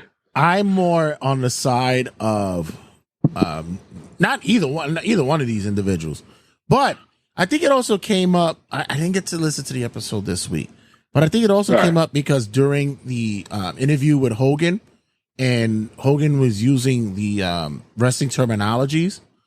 Oh yeah, and Logan said he didn't know what they were. What he was saying. Right, and Hogan gave like a look to the camera, like, "What the fuck?" Like, if you're gonna be in the business, at least learn the jargon. At least know the lingo, the gimmicks, and such. What happens? Hell, a fucking rook like any of us. Hell, we know more fucking carny terminologies. That's a sad and scary thing that we know more of the wrestling lingo than probably most of these wrestlers do. Right, and which is a damn shame because him being in part of the culture, he's got to be in there, and I think that's what drew ire from Nash because he was saying like, he's not on the road, he's not out there fucking in the car sharing stories. He's making $5 million, coming in, doing one-offs. Right, learning the business, which I get it. I understand where he's coming from. I get it. And I can see where it comes from because, that's where you really hone your craft. But I don't think that's what WWE wants. I don't think that's what it is that they got from the investment with him. He has also mentioned said that he is going to be full-time when the start of 2025. Do you believe that this is going to happen? I definitely believe so. And not for I was reading a thing where apparently USA, what was it? No, Netflix is already pissed off the fact that Roman Reigns and The Rock are going to be USA exclusive. So in return, WWE is going to have John Cena be a Netflix guy. So enough for that. I could definitely see them say, just give us John Cena and give us Logan Paul if you're not going to give us Rock and Roman, which kind of makes sense, honestly, at this point. Because with Logan, can you really think of opponents on SmackDown at the moment for him? Because there's really not that many on the SmackDown brand. On Raw, there's at least more options. Yeah, I think whenever you think of certain individuals, you think of SmackDown. Edge, I always thought SmackDown. It was a SmackDown 6 when you had Eddie. Kurt Angle was a SmackDown guy for life, right? Yeah. So I think Roman, he fell into that same kind of thing that he's a SmackDown guy. So I understand like Seth Rollins right now is currently a Raw guy. Yeah, I understand what Netflix is worried about, but also at the same time, that's WWE that needs to start enhancing their talent and get them on certain levels, especially on Raw. Right. Next up, this came out of nowhere for everybody because, to be honest with you, no one was thinking about this. I wasn't sitting in bed pondering this. That Kiara James was removed from the main roster into the miscellaneous, but it seemed it was done for injury. It went from injury to she's getting plastic surgery to then she got hurt. Oh, that's what it is. Yeah. That was the inclination. Okay. Yeah. Right. Me and Ariana joked about the moment she comes back on WWE TV, she looks like Deborah from the Attitude Era. She'd be like, oh, we definitely know why you were taking some time off now. Yeah, who's this robot that just came out of nowhere? She's gonna look like if you it's a dated movie, but you have to see Goldie Hawn and Meryl Streep in a movie called Death Becomes Her, where they fucking become these basically zombies because they both were in love with Bruce Willis. And it's a bad fucking movie. They both were sitting there fucking getting plastic surgery and getting posters so they could live forever. It's fucking ridiculous. Just the idea of Meryl Streep and Bruce Willis in a movie together. Oh yeah, it's actually a really good movie. It's kind of funny as shit. But yeah, well, Kiana James has been out since June, so it's funny that we're in September and now people are like, why is she not here? Well, speedy recoveries, girl. Let's make it back in full health and with bigger sets of boobs.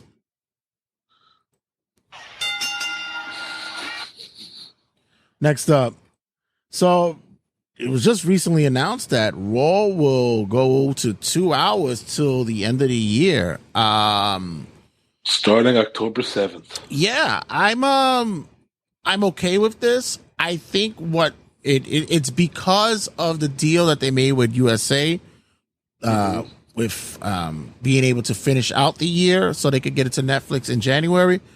They were able to finish out the year with USA, and USA put it on the table that, hey, we got to go in 2 hours because we already had blocks set up for that time frame, for that time period, and we had shows that we already lined up for that.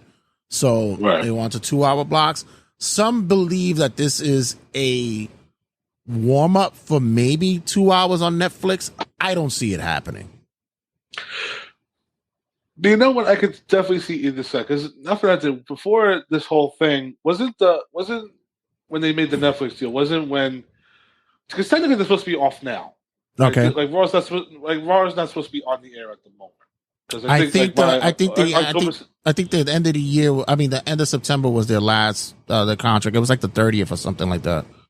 Right, and I think this is the obvious resolution. We'll give you a 2 hour block for the remainder of the year, and I could definitely see them because we have to wait and see how they do with 2 hours because we've been doing 3 hour Raws for a decade now, and then when people, it was weird to see people react. Oh, they need that third hour. How are we supposed to get everything? How's everybody supposed to get on TV? Meanwhile, people like normal wrestling fans, like 2 hours is enough, and if people get cut off the show, that's their fucking problem. That's when you write a show and book a show, you need to be able to fit everybody on your show properly in 2 hours or whatever time span you have. Everybody doesn't need to be on the show. Let's be honest. But yeah, but I wouldn't say it's not their fucking problem. I have to say that it's what you're doing with the 3 hours. That's the thing. Like, so yeah. If you have a 3 hour show and you're only doing an hour or 10 minutes of wrestling, that's not good. Oh, right. Yeah, that's what I'm saying. Yeah. So if there's more talking than wrestling on your 3 hour show, there's a problem. But I'm just saying that a lot of people that we see now on the 3 hour shows, some of them might not be on the 2 hour show. It's just that with Triple H, he's going to have to find a way to rotate everybody properly and get everybody some TV time to get themselves over and blah, blah, blah. And then as far as like for Netflix, I definitely think they agreed to 3 hours. So there's nothing changing once that goes to January. I think we're getting 3 hour Raws back. But at least for the end of the year, it'd be nice to have 2 hours of Raw again. I don't even think it's going to be 3 hours. I think it's going to be chopped to 2.5 because with 3 hours you had commercial breaks during the networks. That's what you get. On Netflix, you're only going to get ads if you have a subscription that have ads, and those ads only last maybe 2 minutes. It's not like big blocks. So, sometimes you get a 30-second commercial here, 30-second ad here, and then boom, you're back. And I think with those, you're going to be we're going to be seeing the picture-in-pictures with that. So I think the shows are only going to be maybe 2.5 hours. I don't know. We still have to wait and see because we still don't know anything about the next Netflix deal once it starts in January. Right. But hey, all for 2 hours. Let's get our 2 hours Raw backs. Next up, have you been seeing what's going on with these WWE picture leaks? No. So there seems to be people. It seems to be staff members, not sure who it is and where it is, that they're taking pictures of the preparation, the trial runs, the ring work before the show. And it's being leaked onto the socials, and the higher ups are not pleased about this. So much so that even Jim Ross said whoever is doing this needs to be fired immediately. Mm-hmm. I bring this up because, fine, we have the conversation. Of course, we know everybody's friends in real life. Nobody's really upset with each other. There was a picture that was shown of CM Punk and Drew McIntyre standing there. Right, fine, I get it. Wrestling is a different monster when it comes to storylines. Wrestling is, regardless of we knowing the kayfabe, regardless of us knowing that, yes, these people actually have Thanksgiving dinners with each other, even though they are in a blood feud. Yes, we get that. We know. But there's a certain mystique and sense of belief when we are watching wrestling. It used to be like that years ago when Muhammad Ali would have big wars with Frazier, right? And it was always believed that he couldn't stand him, but in the background they were actually cool with each other. They were good friends. Right. And that's what the mystique we as wrestling fans wanted to have. We wanted to see. We want to still have that grip of, oh shit, they really can't stand each other. Fuck. And I think that them, the individual that's doing this, what's the benefit? What are you getting out of it? What's the point of doing it? Also, if you think about it, the curtain has been burned to the ground, so you're not really telling us anything we don't already know. That wrestling's fake. Everything that you see on TV is fake. I mean, not for nothing. You brought up boxing. Not for nothing. A lot of the UFC fighters are all friends too. Right. They cut they tell each other to go fuck themselves, their mothers, all that shit. Meanwhile, in the back, they're high fiving and saying, "Oh, that was a good fight, good job." Blah blah. In the blah. back, what are you talking about? After the match, they fucking shaking hands, they loving each other. No, I know, yeah, I know, but I'm just saying, like, it's everywhere. Like, not like everybody is friends with like the picture. Because I mean, like I said, like you said, Jim Ross had that outrage of like, oh, if I was still there, I would have fired that person. Because also the thing is, now you have to go through the entire production crew and be like, okay, let me see your phone. Let me see your phone. Did you take a picture? Like, then you have to start all that nonsense. So it's one of those things where it's like, for the person that takes the pictures, what is your purpose of doing that? Because for wrestling fans that know it's fake and know all this is scripted, thank you for proving what we've been saying. Yeah, it's almost like being the obnoxious person in the room to show that you're smarter than the next person or some shit like that. It's like, fuck off. Like that, please. It's like you're telling the kid, "Oh, those comic book heroes you like, they're not real." Yeah. Santa's not. I'm not saying that out loud because I don't know if your nephew can hear it. Yeah, I don't know if your nephew can hear it. No, my nephew's not here. You can say it. Okay. Oh man, that would have spoiled Christmas for everybody. You would have caused a house fire over here, Jay. Yeah, thank goodness I checked myself for that. There was a big debut that occurred this past week. Hammerstone made his way to NXT. He fits right in. He looks fantastic. Yo, he's gotten in a lot. I mean, he wasn't in bad shape before, but he's like really like looking monstrous. And like you said, he fits right in. Right. And I mean, for anybody that doesn't know what his physique was before, think of Chris Masters at his biggest peak and then when he shrunk down. That's what Hammerstone pretty much did. He was at a monstrous physical shape, and now he's toned. He's small. He's smaller than he was. It's like you definitely see with a lot of the bigger guys, like Hulk Hogan, when he went from his biggest to his smallest. Right. But and also too is like, I'm so sick of seeing this from people where it's like, oh, but he lost. He lost to Obafemi. Do you not understand? At least he got on NXT and he got some spotlight on him. He got to show who the fuck he was. Yeah, and this is something that us, like you and I, and you know, our circle of wrestling fans, we were wanting to see that. You know, when we would do our own little drafts, we'd be like, yo, Hammerstone would be fucking great at NXT. Mm-hmm. And also, too, everybody's been like, oh, where's the TNA stars? There's one right there. Oh, but he lost. It's like, what the fuck do you want? I mean, Zachary Wentz and Joe Hendry have been on NXT television with wins. Jordan Grace has been on NXT television, and she's winning all the damn time. Right.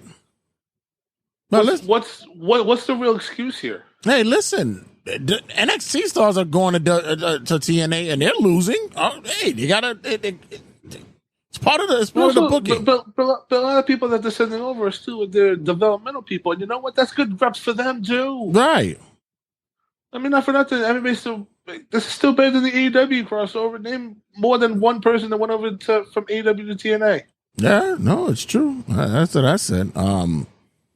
I like I said, I thought he looked really good. I thought it was a good match with him and Femi, and I wouldn't be surprised if they run it back. Also, just shows you how big this Oba Femi is. Even if Hammerstone is big as he is, he's still not as big as fucking Oba. Yeah, definitely. Christ. Yeah, it's crazy. Oba is fucking Broly from Super Dragon Ball. I love all the people who have not seen Hammerstone before. They were like, why does he remind me of Triple H? I said, yeah, everybody says that. Mm-hmm. Everybody does. Yeah. WWE will be cutting their live events in 2025. Good or bad thing for the fans? Oh, Jesus God. I'm gonna say bad for now because if live events get cut, that means prices on the limited live events go up. Definitely. Yeah. That's pretty much all I can say about, because like I said, also too with the WWE schedule, it's ridiculous as it is, because with December they now cut a pay per view and they do take the Christmas break off, but they do the holiday MSG show. So I mean, with Triple H in charge, he at least is recognizing the fact that we don't need to run that many events because we generate a lot of money already, regardless of the amount of shows we do. So, I mean, a downsizing house shows wouldn't be that bad. It'd be good for the wrestlers too. That also helps them do not get hurt. So that's a plus for them as well. Yeah, it just says reported that it went from previously previous years it was 300 shows, live events a year, down to 250 as of the previous 2 years, and they're looking to downsize it to at least 200 or probably even less by 2025. Yeah, the prices will go up, but I also say that in this day and age, especially with how the economy is and such, people really don't need to start paying for fucking tickets like this and going out to these shows all the fucking time. You've been getting a lot more benefits with the big shows, and you've been getting a lot more benefits when you're watching at home in the PLEs. It's cool when they come to your town. It's fun. I get it. You know, house shows are actually one of the better shows because they're trying out stuff. They're doing more fun things when they're in your town. You can see them, break out a dance or try a new move and such and that.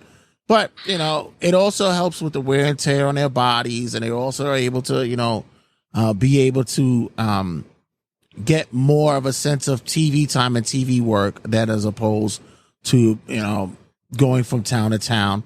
And it also gives them time to be home with their families again. Exactly. I mean, it's a benefit for the talent, but it's going to hurt the pockets for the fans. Right. So, it's a double-edged sword. It's unfortunate, but, I'm surprised with those numbers that you read off, because I was thinking 200 house shows in a year. I mean, Jesus Christ. I mean, they do television Mondays and Fridays, and then they do house shows Saturday and Sunday. So it doesn't seem like a lot. Right. But sometimes they'll they'll run a depending on the spot where they're at, they'll run a Thursday or just whatever spot, little spots here and there.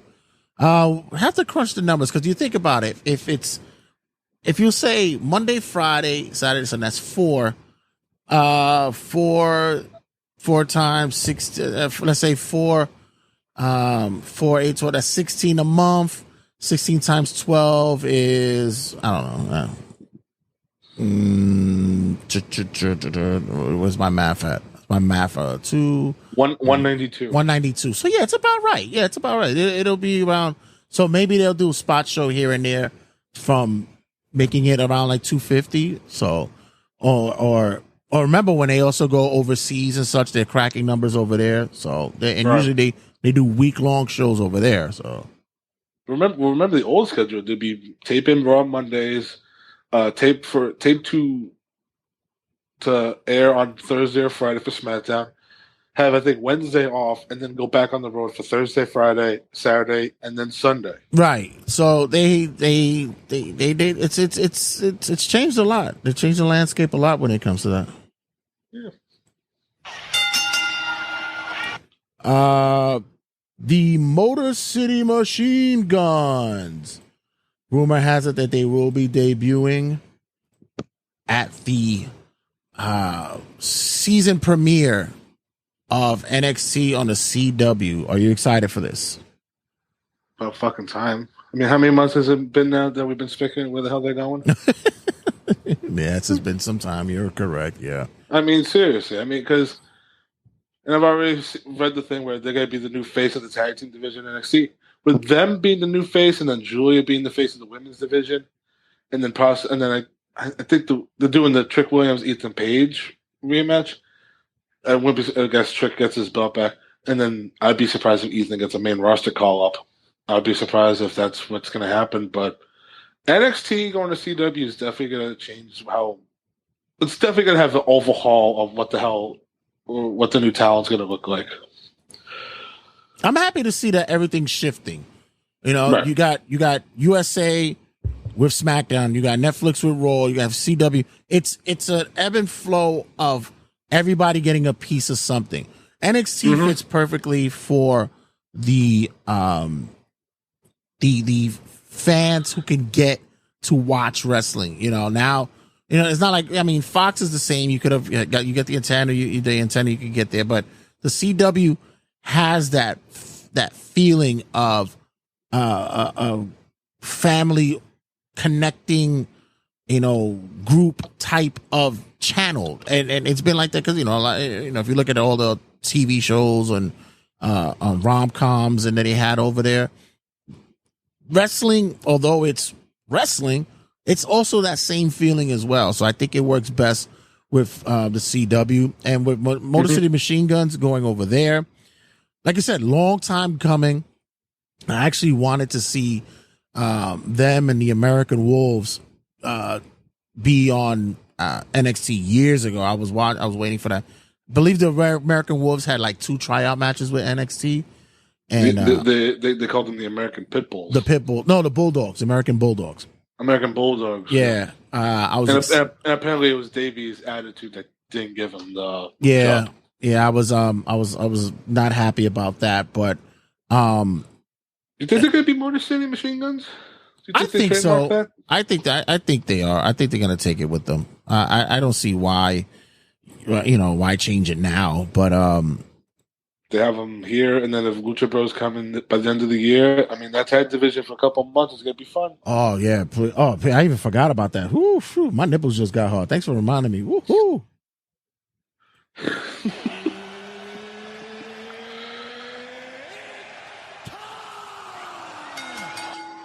I kind of have a feeling what the main event is, unless it's not the Nikki Bella thing.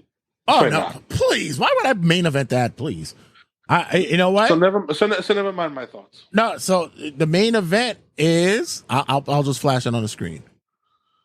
It's that time.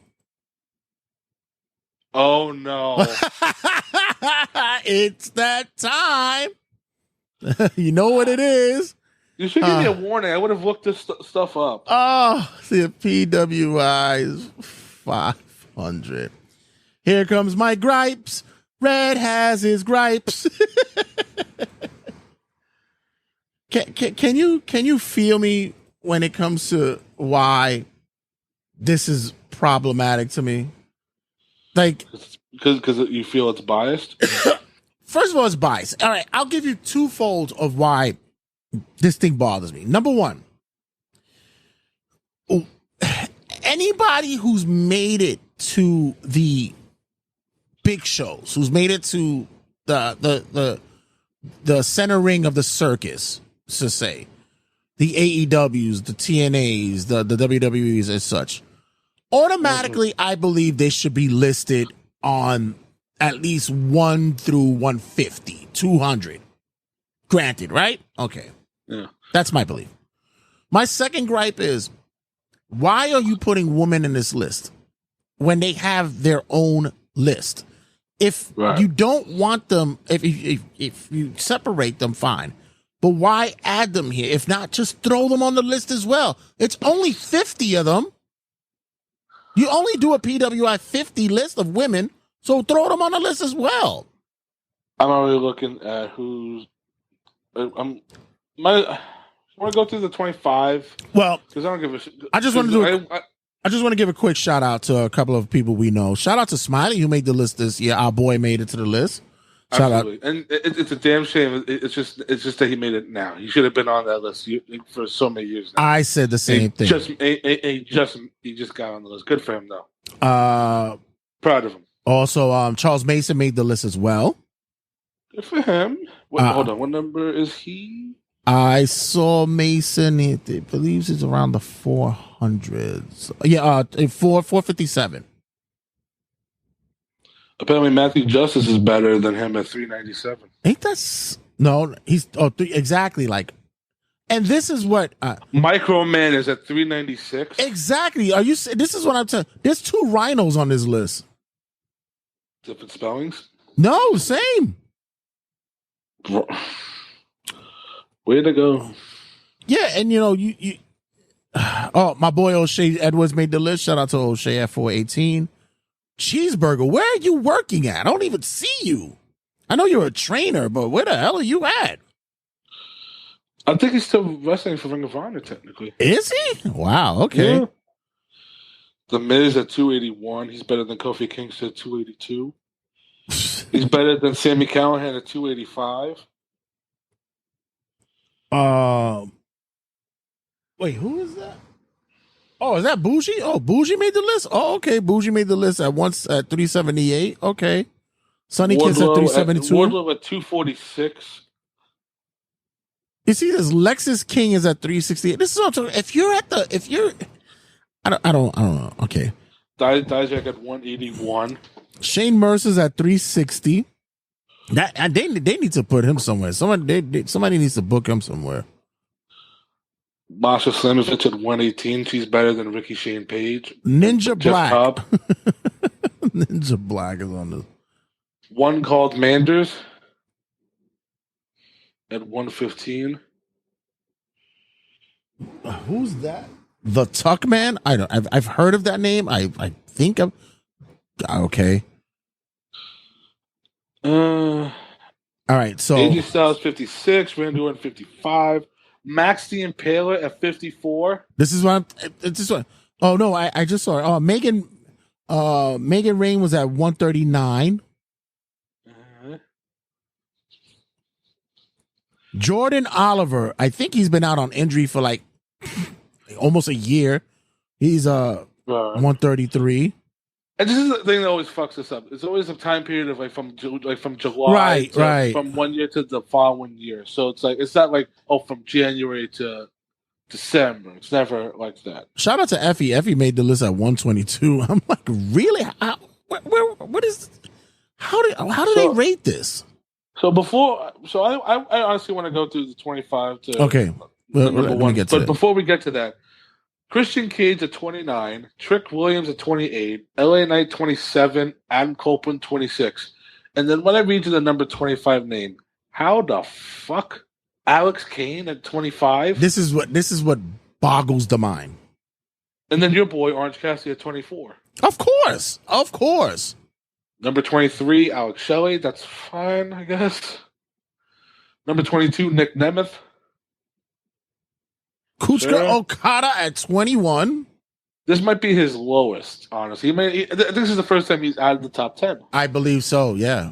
Eddie Kingston at 20. Eddie's been out for how long?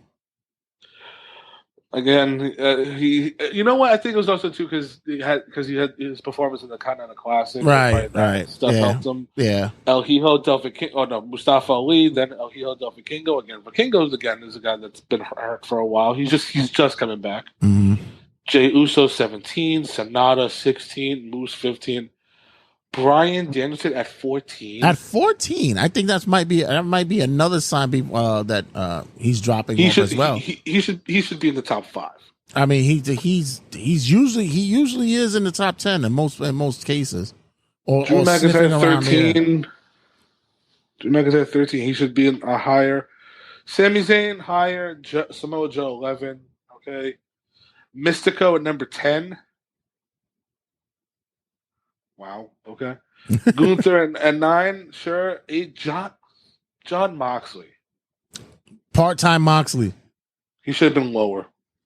I'm sorry. Him and Danielson, I would reverse that. Switched them. 7. MJF. Agreed. 6. Damian Priest. You know what? Good for him. 5 Tetsuya Naito. No. Listen, I love Naito. I love him. Naito. I love him, but he's way too high on this list. He didn't have a good year. Honestly. No, did not. 4 Seth Rollins. He's been out. He's been hurt a lot. Yeah. He's been taking too much time off. Okay, so when we get to the top 3, this is where I think a lot of people are going to be like, what the fuck? 3, Will Ospreay. 2, Swerve Strickland. And number 1, Cody Rhodes. Cody Rhodes is the PWI Wrestler of the Year. When was the last time a WWE wrestler got the number 1 Wrestler of the Year? 50 years ago. Hogan had, or Bruno Sammartino had it? Macho Man had it. LA Knight at 27. Yeah. Christian Cage at 29. I'm no Punk. I mean, no Punk. Yeah, I didn't see Punk's name on the list. No Punk. Interesting. Because technically he didn't even work, or no? I mean, a lot of people on this list didn't work, but I think Punk's case. I think he did the All In match, and then fired. Survivor Series, Rumble got hurt. Yeah, he only had technically one match for all last year. If we go by from July, I think that's how it goes. Yeah, I say it every year. We need to find out what is the criteria for this list, because we always say it, lists don't mean shit, but I still need to know how you culminate these rankings and such. It's always like when you hear the Meltzer ratings and such, because now it's Meltzer rating. It doesn't matter whether or not the match was good. It's what the crowd says and how it makes them feel. Okay, Hogan versus Rock at WrestleMania was probably one of the biggest fucking crowd pops you'll ever fucking get in history, and still got like a 3 rating or some shit, like 3 stars or 3.5. I think. Did you see the Stevie Richards video? No. Where he talked about what matches should have been the best rated, and he's put Hogan and Andre because of the gate and all that shit. And when he heard that Meltzer gave him -4, he banged his head on the wall. He goes, "I don't." He's like, Meltzer's just the ultimate troll, isn't he? And like I said, it's not even a troll. He just wants to be so accepted by the cool young kids now, which is the AEW crowd. So that's what he wants. But he gave Hogan and Andre -4 stars because he said that match, great build up, got a lot of money, but the match sucked. Like I said, I can't call it. I can't call it with him anymore, and I can't call it with these listings anymore. But check us out at the end of the year where you'll hear our awards.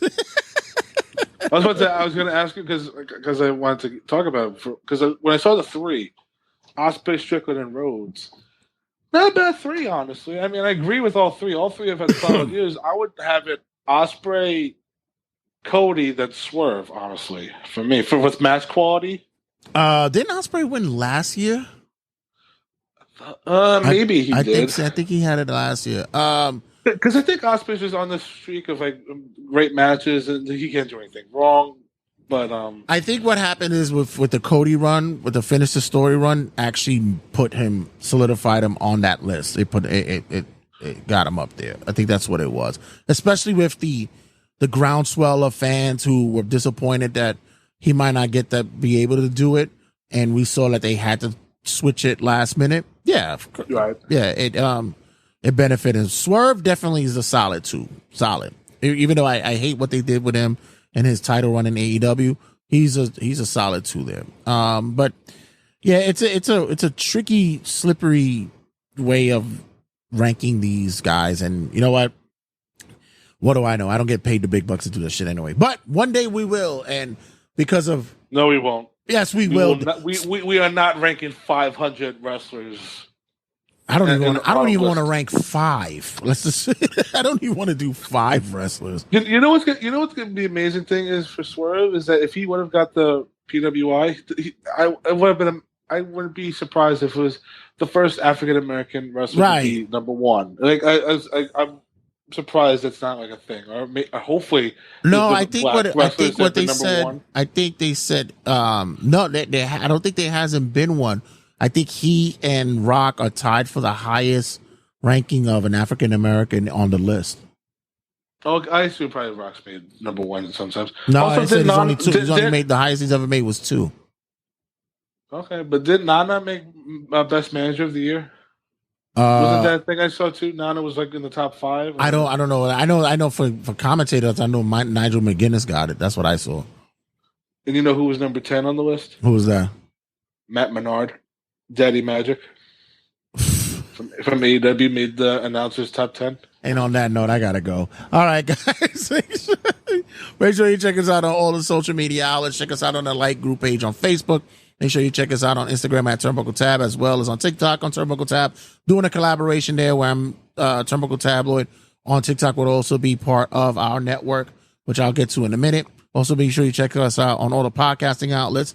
Make sure you check us out on iTunes, Spotify, and all things connected to the podcasting world. Download and subscribe. Be a part of a vibe of us there on all the podcasting outlets. And, of course, check us out on New York Wrestle Media, where you get all big name shows. We've been hitting up content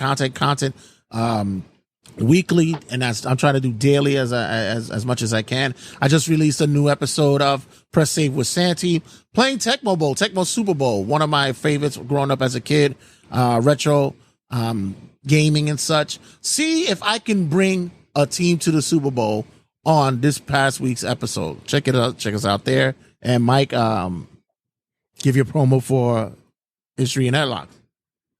History and Headlocks. Tap the bell, subscribe for a very fun hour of history of learning about the world of professional wrestling from the years past. And you playing Tecmo Bowl made me remember that I've never played Tecmo Bowl in my life.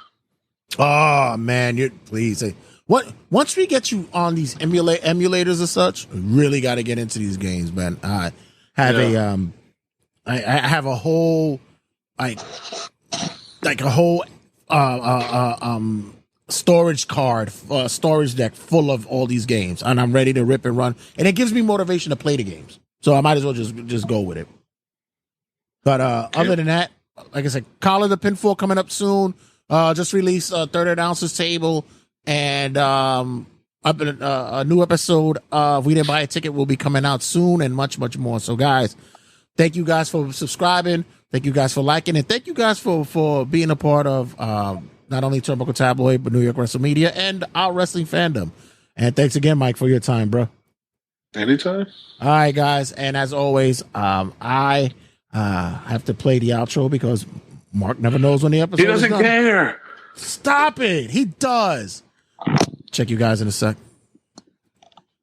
2, 1, 0. All engine running. Liftoff.